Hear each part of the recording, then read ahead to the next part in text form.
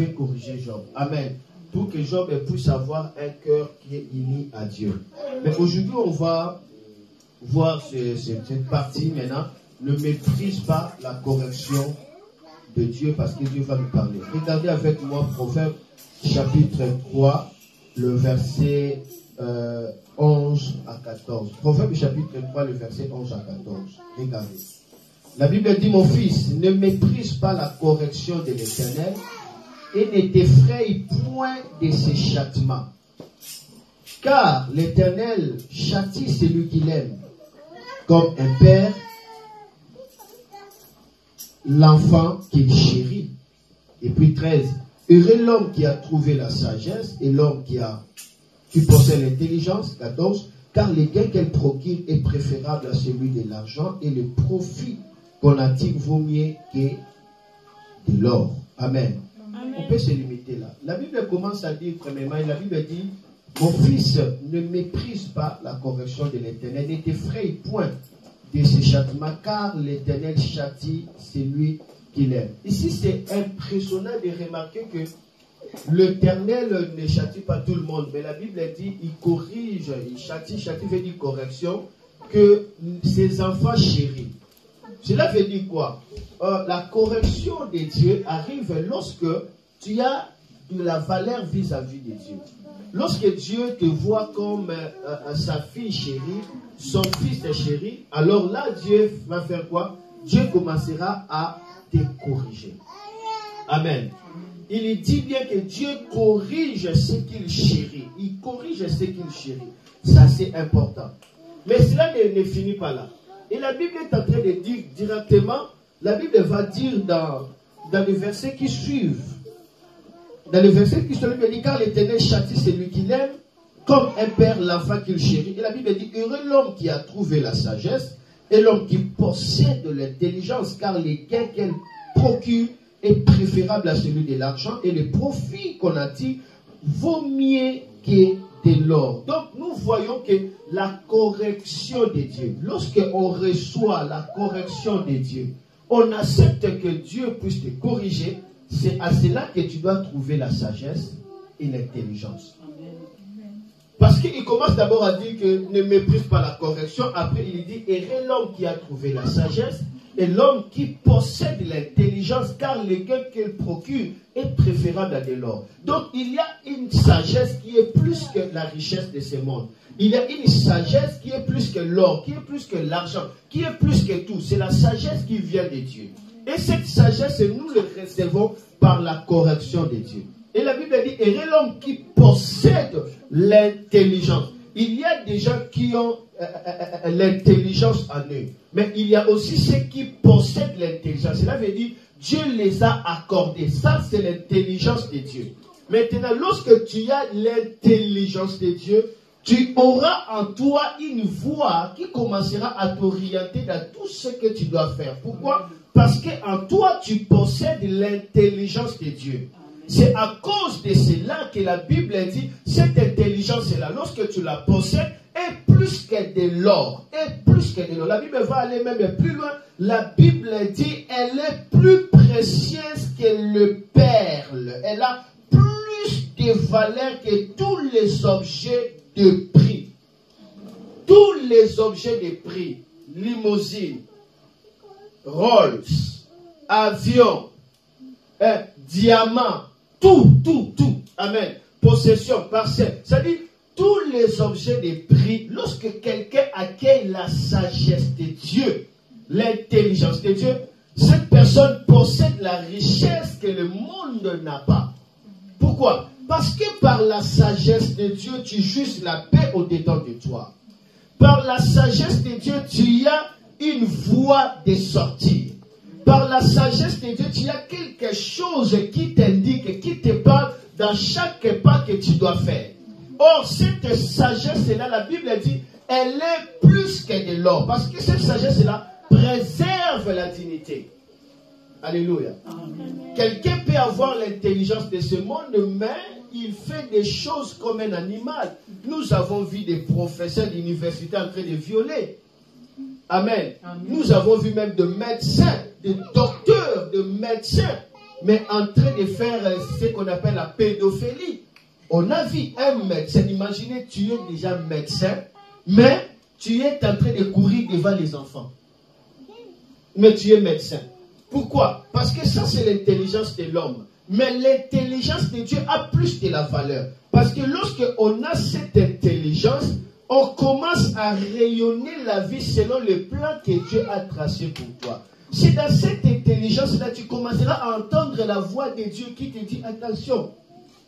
Ne va pas ici, ne fais pas là. Attention, fais ceci, fais cela. Alors ceux qui ont cette intelligence, cette sagesse, ils vivent dans la paix. Ils ne sont pas troublés dans le stress. Alléluia. C'est pourquoi la Bible dit, cela est plus que tous les richesses. Parce que lorsque nous cherchons les objets des grands prix, c'est pour avoir quoi? C'est pour avoir le bonheur.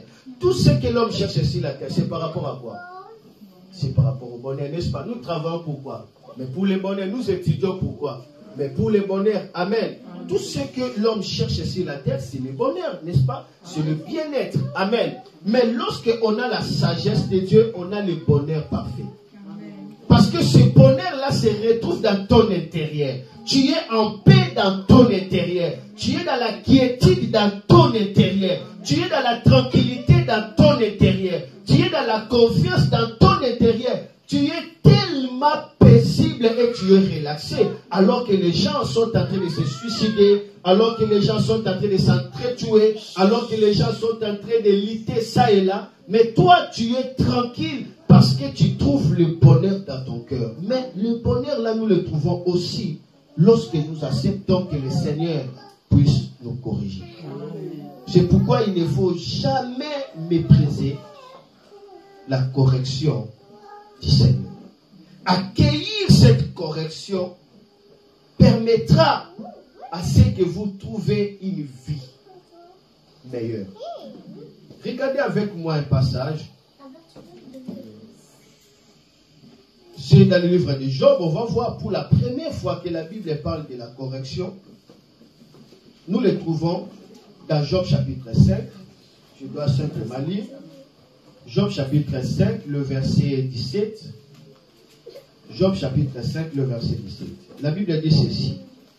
Heureux l'homme que Dieu châtie, ne méprise pas la correction du Tout-Puissant.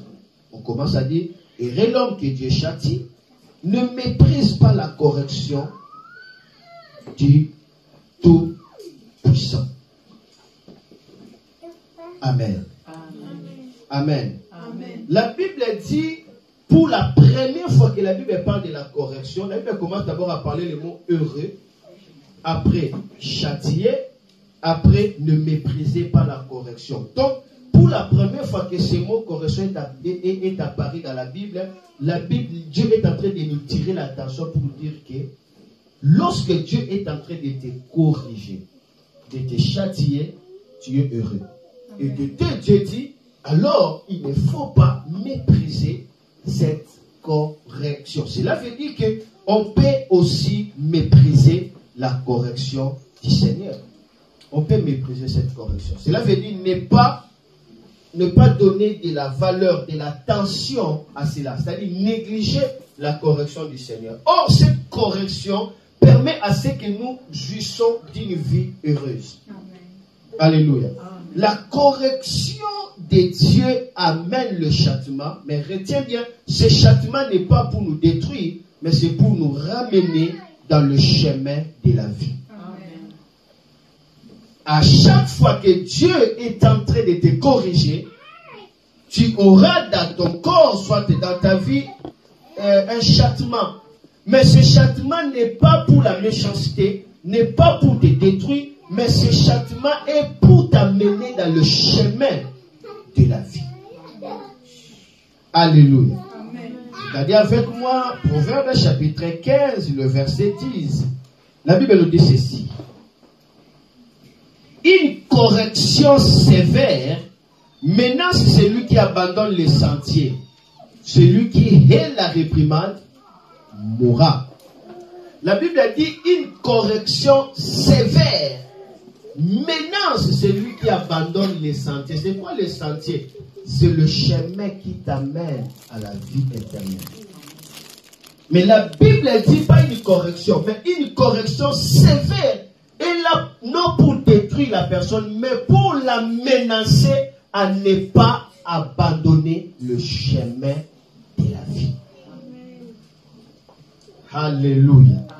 Est-ce que je peux encore avancer? Amen. Mais il faut prendre au sérieux la correction de Dieu. En se souvenant de cela et en retenant toujours des leçons derrière chaque correction. Derrière chaque correction de Dieu, il y a des leçons de sagesse. C'est pourquoi la Bible dit ne méprise pas la correction. Après la Bible dit et l'homme qui a trouvé la sagesse et l'homme qui possède l'intelligence. Donc dans la correction de Dieu, il y a des trésors de la sagesse, il y a des trésors de l'intelligence. C'est pourquoi il ne faut pas les mépriser. Cela veut dire qu'il faut toujours se souvenir de la correction de Dieu pour retenir des leçons de la sagesse. Il y a une leçon de la sagesse dans chaque correction de Dieu. Parce que la correction de Dieu, c'est l'amour de Dieu pour les enfants qu'il chérit. C'est pourquoi, à cause de cet amour, il y a toute une histoire de la sagesse. Mais il faut le retenir, il faut se souvenir de ça. La correction de Dieu ressort de l'amour. Ce n'est pas celle du monde. Non. Vous savez, les hommes peuvent corriger. Souvent, les hommes peuvent corriger avec la méchanceté. Amen. Les hommes peuvent corriger pour prouver. Les hommes peuvent corriger pour écraser. Les hommes peuvent corriger pour dire attention, attention, je vais te corriger. Non, mais la correction de Dieu, c'est la motivation de l'amour. Lorsque Dieu te corrige, il n'a qu'une seule chose qui le motive, c'est son amour pour toi. Amen. Amen. Ce n'est pas comme les hommes corrigent. C'est la raison pour laquelle embrassons la correction de Dieu avec un élan de reconnaissance à Dieu. Alléluia. Embrassons la correction de Dieu tout en sachant que Dieu vous aime. Tout en sachant que c'est pour mon bien, c'est pour mon bonheur. Alléluia. Dieu est comme ça. Lorsque tu lis dans Ésaïe 42, 3, écrivez seulement, la Bible dit, Dieu ne brisera pas le roseau cassé et il n'éteindra pas la lampe, la mèche qui fume. Dieu ne va pas éteindre ça. Tu sais, le roseau cassé, c'est genre de l'arbre comme des bambous, comme ça. Ça pousse ça et là. Et on prend ces tiges-là pour fabriquer des flûtes. Et c'est quelques genres de bâtons, de bois. On peut ramasser ça partout en Israël. Ça se jette même. Et les enfants utilisent cela pour fabriquer des flûtes. Alors, tellement il y en a beaucoup, des roseaux partout, dès que le roseau est déjà cassé, les hommes font quoi? Ils jettent ça. Parce que ça n'a pas d'utilité, parce que c'est tellement beaucoup. Mais la Bible dit, pour Dieu, même ces roseaux-là cassés, Dieu ne va pas encore le briser. Dieu va encore l'utiliser. Et nous savons bien, lorsque la lampe n'a pas de pétrole, lorsque la lampe n'a pas de l'huile, ça va fumer. Personne ne peut supporter cela. Parce que ça ne fait pas bien ce fumer-là. Vous voyez, ça sent mauvais tout ça. Mais Dieu dit, même si la lampe de ta vie fume, moi, je ne vais pas l'éteindre encore. Non, Dieu va supporter tes fumées. Dieu va supporter tes caprices. Dieu va supporter tout. Parce qu'il a un but pour toi. Il dit, je ne te pardonnerai jamais. Je ne te briserai pas. Tu es déjà brisé. Mais entre mes mains, je ne te briserai pas. Tu fumes, tout le monde t'abandonne. Tout le monde t'abandonne. Parce que tu sens tellement. Tu es déçu, tu es rejeté, ça et là. Parce que tu as fumé. Tes parents peuvent t'abandonner. Tes soeurs, tes frères, tes amis. Tout le monde peut t'abandonner. Parce que tu n'as pas l'huile en toi. Tu fumes, tu ne donnes pas la lumière, mais tu donnes la fumée, tu sens la nausée. Mais Dieu dit, malgré cet état, je ne vais pas encore l'éteindre. Je vais l'entretenir jusqu'à ce que tu vas avoir encore une nouvelle lumière. C'est la raison pour laquelle, lorsque l'Éternel commence à te corriger, apprends cela comme un bénéfice. Permets-moi d'avancer. Alléluia. Et retiens ceci, que la finalité de la correction de Dieu, c'est pour nous faire du bien. C'est pour nous élever. c'est pour nous épargner de la mort. Voilà pourquoi il faut toujours se souvenir de la correction de Dieu. La finalité de la correction de Dieu, c'est pour nous faire du bien. Amen. Amen. Moi, il y avait un moment en 2000, je peux parler de 2000, nous sommes là, 2007, 8, 9. Vous savez, Dieu commençait à l'utiliser dans la puissance de Dieu terrible. Mais arrivé dans 2007, 2008, 2009, j'ai commencé à sentir l'onction dans ma vie ne coulait pas. C'était comme un blocage. Je ne m'arrivais pas à comprendre. Mais comment l'onction ne coulait pas? Je priais, mais je voyais l'onction ne coulait pas. Les gens n'étaient pas guéris dans mon ministère. Et je commençais à dire, mais qu'est-ce qui se passe? Qu'est-ce qui se passe alors que Dieu avait bloqué cette onction-là? Moi, je ne savais pas. Pendant que je me litais par rapport à cela, mais qu'est-ce qui se passe? Vous savez, toi qui pries comme ça, les ciels s'ouvrent, et maintenant tu pries, les ciels fermés, c'est vraiment des châtiments. Tu ne peux pas supporter. La personne qui a déjà goûté à la présence de Dieu, et si cette présence commence à s'éloigner de cette personne aura le désir de mourir. À moins que tu n'as pas encore goûté la présence de Dieu. Mais j'ai dit à une personne, tu avais goûté la présence de Dieu, mais aujourd'hui cette présence, elle devient étrangère à toi. Aujourd'hui, tu vas recevoir la présence de Dieu. Amen. Comme dans des jours de ta jeunesse. Amen. Moi, j'avais passé à ce moment-là. C'est comme si Dieu ne m'écoutait pas. C'est comme s'il y avait le mur dimensionnel d'où toutes mes prières retournaient contre moi. Il n'y avait pas la présence de Dieu. Mais je priais, je servais Dieu. Je dis, est-ce que je péchais? Qu'est-ce que j'ai fait? Mais pendant que je luttais comme ça, mon père biologique va m'appeler pour me dire, Noah, écoute-moi, le Seigneur Jésus m'a parlé aujourd'hui ce matin. Te dire, commencez à prier pour l'amour dans ton cœur. Commence à dire à Dieu, remplis-moi de l'amour, je vais aimer ces gens. Je vais aimer ces gens. Lorsque tu diras ça, alors la puissance de Dieu va retourner à toi. Oh, mais moi, je ne savais pas. Comment est-ce que mon père savait que j'étais dans la carente et la puissance de Dieu? Je n'avais pas péché. Dieu voulait me corriger, mais non, tu ne peux pas utiliser ma puissance pour ta gloire. Mais non, tu dois utiliser ma puissance par amour. Tu dois aimer ces gens-là. Tu dois aimer ces gens. Prie parce que tu l'aimes. Bon, moi, je l'utilisais seulement par la puissance, mais je n'avais pas l'amour pour ces gens-là. Je n'avais pas la compassion pour ces gens-là. Dès que j'ai entendu cette sagesse, j'ai compris maintenant, automatiquement, ma motivation sur les gens changeait. Lorsque je voyais les gens, j'avais la compassion. Parfois même, je pleurais dans mon cœur. Donc, je prie pour toi par rapport à la compassion. Non pour qu'on puisse me voir que j'ai la puissance, non. Mais parce que je suis rempli de la compassion, je commence à prier. C'est par là que j'ai compris pourquoi la Bible parle dans plusieurs versets. Jésus émis de compassion et il guérit. Émis, frémit, il est guéri. Il plaira, il fait du bien. C'est-à-dire, sa guérison, le miracle était motivé par l'amour, par la compassion. Mais pour moi, ce n'était pas ça. Pour moi, c'était motivé juste par moi-même. Or, si tu es par toi-même, tu es orgueilleux.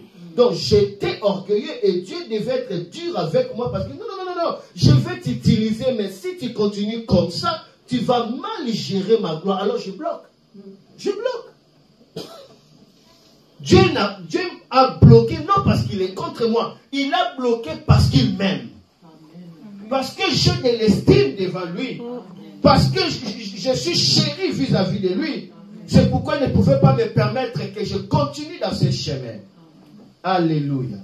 Oui, la finalité de la correction de Dieu, c'est pour nous faire du bien. C'est pour nous élever, nous épargner de la mort. Voilà pourquoi il faut se souvenir de la correction de Dieu. Lorsque je commençais à prier, Seigneur, remplis mon cœur de l'amour, remplis mon cœur de l'amour, remplis mon cœur de l'amour. Directement, la compassion de Dieu a rempli mon cœur. Je me rappelle même que je commençais à voir, si je vois quelqu'un marcher avec des béquilles comme ça, je sens mal au cœur. Mal au cœur, comme si je viens seulement là pour les ravir des béquilles. Je ne supportais pas. On avait un enfant qui était né avec le bossi et la chatte, et puis boité. Elle est née comme ça. Et elle faisait que ça croupit. Dès que cette compassion avait touché mon cœur ce jour-là, dès que j'ai vu cet enfant-là, je n'ai pas pu supporter. Je l'ai poursuivi petit à petit. Je ne voulais pas que les gens me remarquent. Je l'ai suivi et puis directement je dis, toi, je prie pour toi. Je prends ses pieds et je les tire. Je les tire comme ça. C'était trop, mais je les tire. Au nom de Jésus, marche. L'enfant commence à pleurer. Les gens sont venus et puis je me suis faufilé, je me suis fui. J'ai fui. Mais c'était l'amour qui me motivait. Et après cela, maintenant, je suis allé chez sa mère. J'ai prié pour elle. Et puis je suis parti. L'enfant était toujours là. Après une semaine, cet enfant, un bon matin, il se réveille comme ça. Il commence à marcher jusqu'aujourd'hui. Cet enfant marche. Avait les gros bossis. Ce bossis-là, c'est diminuant, mais ça, elle a toujours ce bossis-là parce que c'est une fille. Mais le plus grand miracle de l'amour de Dieu, cet enfant marche. Imaginez quelqu'un qui a des bossis et puis ça croupit encore. Comment? Maintenant, elle marche et elle est droite comme ça. Amen. Je bénis le Seigneur. Amen. Ce miracle-là a eu lieu parce que j'avais reçu la révélation de l'amour. Et cette révélation m'est parvenue par la correction de Dieu. Amen. Chaque correction de Dieu, c'est une révélation. Amen. Chaque correction de Dieu, c'est une leçon de la sagesse. Amen. Chaque correction de Dieu, c'est un bijou plus que de l'or, plus que les diamants. Ne les repoussez pas. Regardez avec moi Proverbe chapitre 10, le verset 17. Il y a-t-il des personnes que Dieu les a corrigées? S'ils sont là qui saluent la gloire de Dieu, vous êtes déjà aimés de Dieu. Vous êtes déjà aimés de Dieu. Proverbe 10, 17, je vais lire simplement et vous écoutez. Proverbe 10, 17, écoutez, et écrivez seulement le verset. La Bible dit ceci. Celui qui se souvient de la correction prend le chemin de la vie. Mais celui qui oublie la réprimande s'égare. Celui qui se souvient de la correction prend le chemin de la vie. Mais celui qui oublie la réprimande, il s'égare. C'est quoi la réprimande? Ne fais pas ce que tu fais là. Je te réprime. C'est Dieu qui te réprime. Si tu oublies, tu t'égares. Chaque correction est toujours attachée au chemin de la vie. Vous voyez, à chaque fois qu'on parle de la correction, on nous montre que le chemin de quoi? De la vie. Alléluia. Amen. Et regardez encore un autre verset. Donc la Bible a tellement donné la lumière. Et Proverbe 15, 32, regardez, écrivez cela. La Bible dit ceci. Celui qui rejette la correction méprise son âme. Celui qui rejette la correction méprise son âme.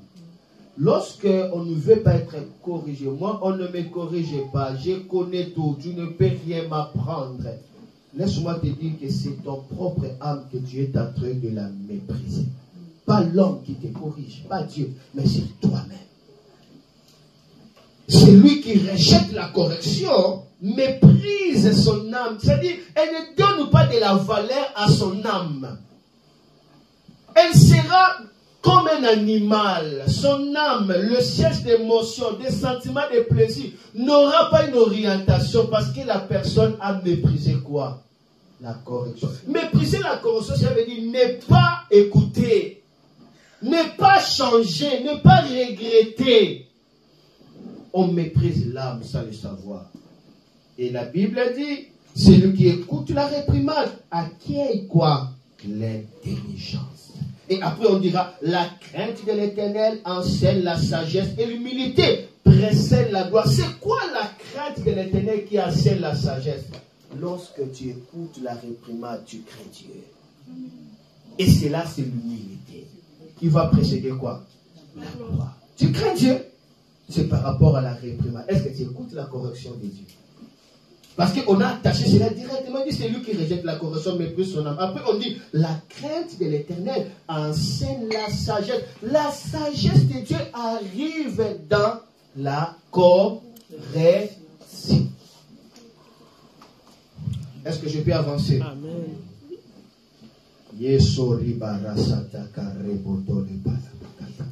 Mais écoutez, il y a un danger quand on rejette la correction de Dieu. Il y a un danger. Regardez avec moi Proverbe chapitre 13, le verset 18. La Bible nous dit quelque chose là. Le message que je prêche aujourd'hui là, à partir de 1h du soir, le Seigneur m'avait dit, parle ici la correction. J'avais entendu la voix, parle ici la correction. Directement, j'ai laissé la suite des Job, et puis j'ai commencé, j'ai changé. Parce que je devais prendre la suite des Job. La suite là viendra après. Pas aujourd'hui. Mais aujourd'hui, le Seigneur me dit, parle ici la correction. C'est pourquoi j'ai écouté la voix. Regardez, il y a un danger quand on rejette la correction de Dieu. Proverbe 13, 18. La Bible dit ceci. La pauvreté et la honte sont le partage de celui qui rejette la correction. Mais celui qui y a égard à la réprimande est honoré. La pauvreté et la honte sont le partage de celui qui rejette quoi? La correction. Tout celui qui rejette la correction trouvera la pauvreté et trouvera la honte. Voilà les dangers de rejeter la correction. Et la Bible dit, mais celui qui a égard à la réprimande est honoré. Donc on va voir que la correction est attachée à la réprimande. On ne peut pas corriger sans réprimander. Amen. Mais souvent, l'être humain ne supporte pas, c'est naturel, on ne supporte pas cette réprimande. C'est comme si ça châtie. Mais ce châtiment-là est bien pour notre bonheur. C'est pourquoi il ne faut pas les réprimander. Amen. Amen. On t'a corrigé comme ça. Après, tu sens mal. Après, dans ton cœur, il dit, ah, pasteur Noah, que Dieu te bénisse. Vraiment, je suis heureux de t'avoir comme papa. Amen. Oui, il faut bénir le Seigneur. Amen. Parce qu'il y a certaines personnes, on ne les corrigera jamais. Ils marchent comme ça jusqu'en enfer. Parce que la Bible dit, celui qui se tente de la correction prend le chemin de la mort. Alléluia. Et celui qui ne te corrige pas, il ne t'aime pas. Celui qui t'aime va corriger, mais va corriger avec amour. Amen. Alléluia. Amen.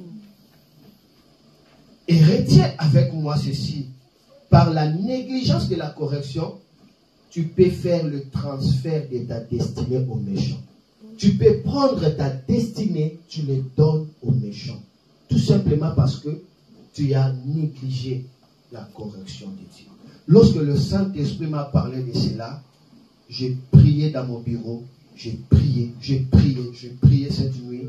J'ai dit, oh Seigneur, miséricorde, miséricorde. Par la négligence de la correction, tu peux faire le transfert de ta destinée au méchant. Regardez avec moi Proverbe, c'est par là que nous allons commencer à atterrir pour terminer. Proverbe chapitre 5, commencez le verset 1 jusqu'au verset 12e.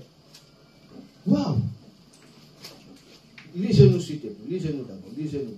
Parce que là, je dois commenter. Proverbe 5. Waouh! Élève le main s'il vous plaît. La main droite si possible. Et dit, Seigneur Jésus, donne-moi un cœur simple.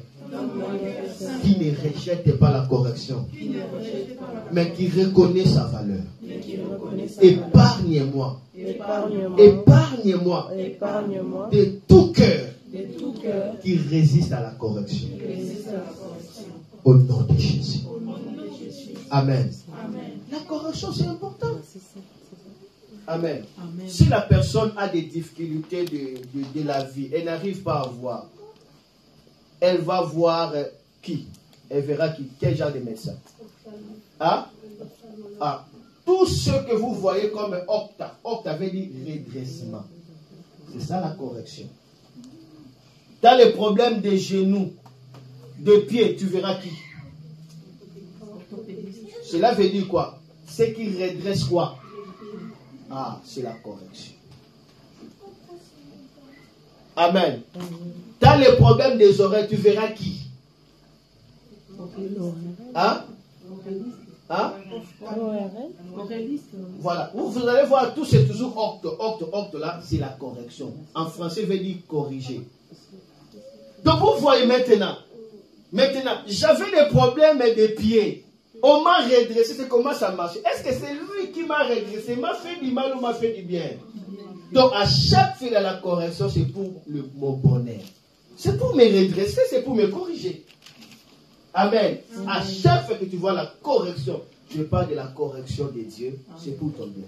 Je ne parle pas de la correction des hommes, mais je parle de la correction de Dieu qui vient dans l'amour. Lisez-nous, ok, lisez-nous, ok. Proverbe 5, oui. Versets 1 à 12. Oui. Mon fils, sois attentif à ma sagesse, prête l'oreille à mon intelligence, afin que tu conserves la réflexion, et que tes lèvres gardent la connaissance. Car les lèvres de l'étranger distillent le miel, et son palais est plus doux que l'huile.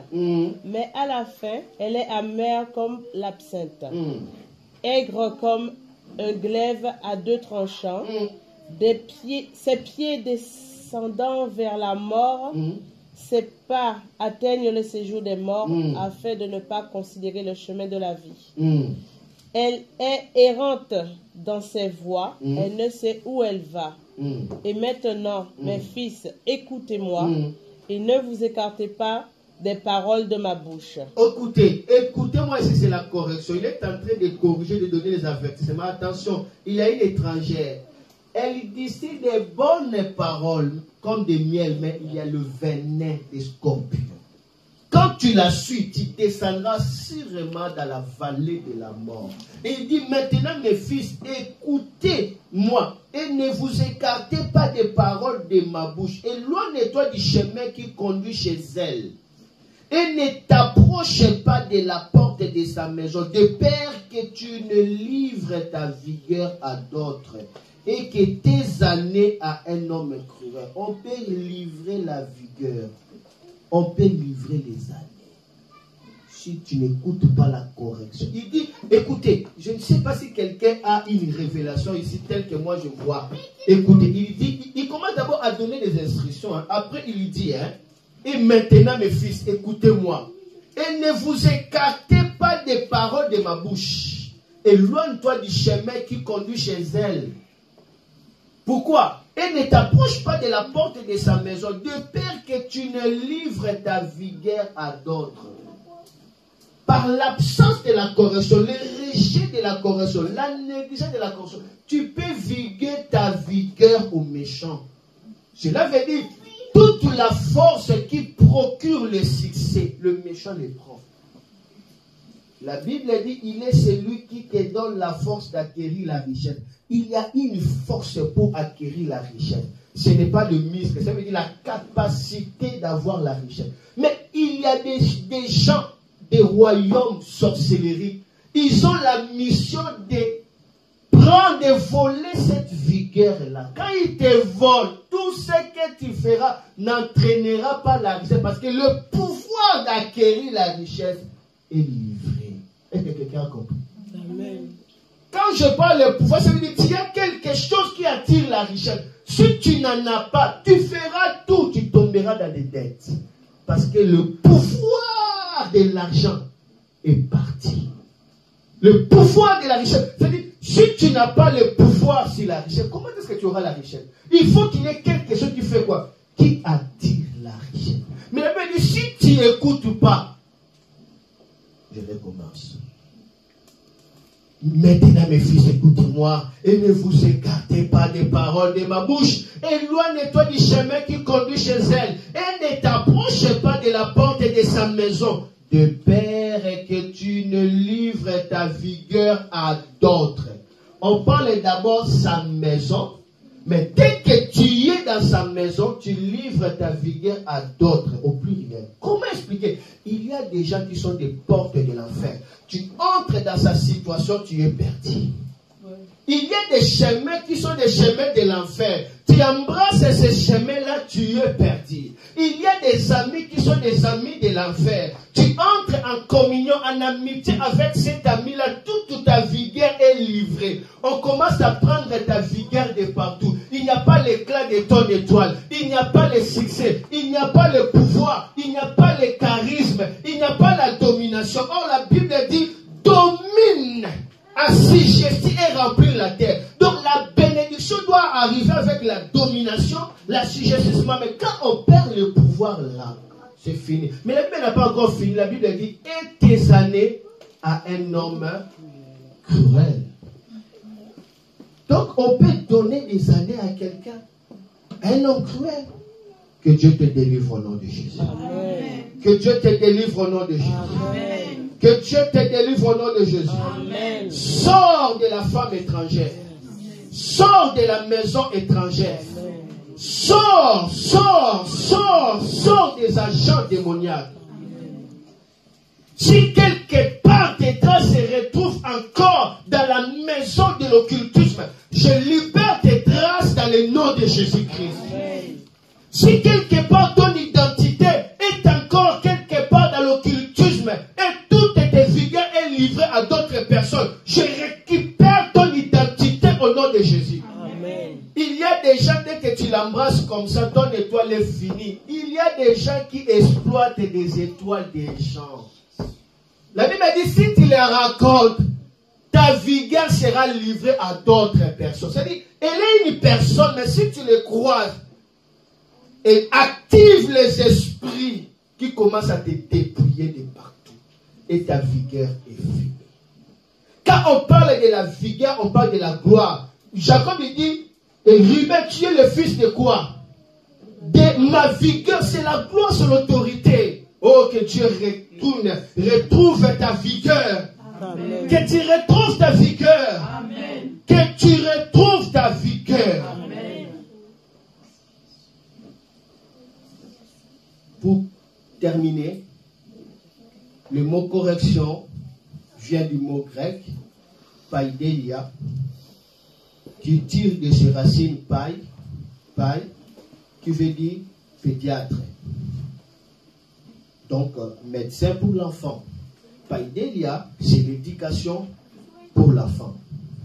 Donc, la correction de Dieu, c'est l'éducation d'amour qui a pour fait d'amener ses enfants bien-aimés à la maturité. C'est une affaire des enfants. Je ne parle pas de l'enfantillage, mais de l'enfant.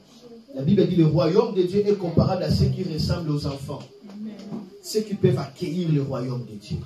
Et la correction de Dieu, c'est par rapport à ce genre de nature que Dieu donne. Alléluia. Et quand Dieu vous laisse tranquille, quand Dieu vous laisse et que vous ne sentez pas la conviction du péché, vous êtes libre de faire tout ce que vous voulez, donc vous êtes en danger. Cela veut dire l'alliance est brisée. C'est dangereux, dangereux, dangereux, dangereux, dangereux.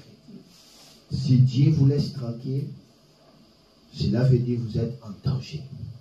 Parce qu'il châtie ses vilains. Il a certains serviteurs qui peuvent faire n'importe quoi. Et Dieu le laisse comme ça. Hein? Cela veut dire que leur communion a été déjà brisée. La relation a été déjà brisée. Il ne faut pas suivre tout le monde. Et comment elle a fait comme ça? Elle est comme ça. Ah, peut-être. Dieu ne le châtie pas parce qu'elle a déjà brisé la relation. Ne le suis pas. Ne le suis pas. Ne le suis pas. La parole est trompeuse. Amen. Amen. Dernier verset par rapport à tout ce que je viens de dire. Hébreux chapitre 12. Là, je dois que faire la lecture et tout le monde doit faire cette lecture. Hébreux chapitre 12 verset 7. Cherchons ça, on va faire juste la lecture et puis nous terminer. Seigneur, pourquoi cet homme vit dans l'impudicité, mais quand il prie, les gens sont guéris. Hein? Si Dieu ne vous corrige pas, ne vous laisse comme ça, c'est dangereux. C'est que votre communion est brisée. Alléluia. Parce que tous ces enfants reçoivent toujours la correction. Ces enfants qui lèvent. Voilà pourquoi on va voir Dieu n'a pas corrigé. Dieu n'a pas corrigé Saoul. Vrai ou faux? Vrai. Mais Dieu a corrigé beaucoup David. Pourquoi? Parce que David était l'homme selon son cœur. Alors lisons ensemble. Hébreux 5, on termine par là. Hébreux 12, 5 à à 11, disons. Et vous avez oublié l'exhortation qui vous est adressée comme à des fils. Mon fils, ne méprise pas les châtiments du Seigneur et ne perds pas courage lorsqu'il te reprend. Car le Seigneur châtie celui qu'il aime et il frappe de la verge et tous ceux qu'il reconnaît pour ses fils. Supportez les châtiments, c'est comme des fils que Dieu vous traite. Car quel est le fils qu'un père ne châtie pas? Mais si vous êtes exemptés du châtiment auquel tous ont part, vous êtes donc des enfants illégitimes et non des fils. D'ailleurs, puisque nos pères selon la chair nous ont châtiés et que nous les avons respectés, ne devons-nous pas, à bien plus forte raison, nous soumettre au Père des esprits pour avoir la vie? Je me limite par là. Commencez 10, oui, 10. Nos pères nous châtiaient pour un peu de jours, comme ils le trouvaient bon. Mais Dieu nous châtie pour notre bien, afin que nous participions à quoi? À sa sainteté. Il est vrai que tout châtiment semble d'abord un sujet de quoi? De tristesse et non de joie. Mais il produit plus tard, pour ceux qui ont été ainsi exercés, un fruit paisible de quoi? De justice. Amen. Amen. Le châtiment, un sujet de tristesse. Pourquoi comme ça? Mais à la fin, il y a le fruit de la justice. C'est-à-dire qu'il y a maintenant des droits légaux de se tenir devant Dieu sans culpabilité. Tu as un témoignage que le Seigneur te fera du bien. Je peux dire que le Seigneur bénisse sa parole. Amen.